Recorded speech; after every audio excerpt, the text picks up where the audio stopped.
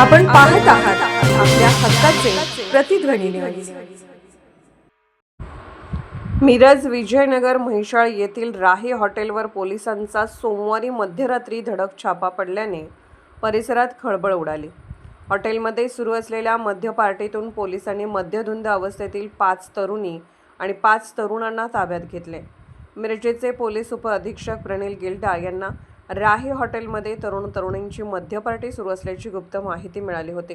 त्यानुसार पोलिसांच्या विशेष पथकाने सोमवारी रात्री उशिरा हॉटेलवर छापा टाकला। छाप्यावेळी हॉटेलमध्ये मोठ्या आवाजात पार्टी सुरू असल्याचे सांगण्यात आले। पोलिसांनी कारवाई करत मद्यधुंद अवस्थेतील 10 जणांना ताब्यात घेतले। त्यामध्ये 5 तरुणींचा समावेश असून त्या कोल्हापूर जिल्ह्यातील असल्याची प्राथमिक माहिती समोर आली आहे। अचानक झालेल्या पोलीस कारवाईमुळे हॉटेलमधील ग्राहकांची एकच धावपळ उडाली। या प्रकरणी हॉटेल चालकासह संबंधितांवर कारवाईची प्रक्रिया सुरू असून रात्री उशिरापर्यंत गुन्हा दाखल करण्याचे काम सुरू होते। पोलिसांकडून मद्यपान परवानगी आणि इतर नियमांचे उल्लंघन झाले का? तरुण-तरुणींनी आपली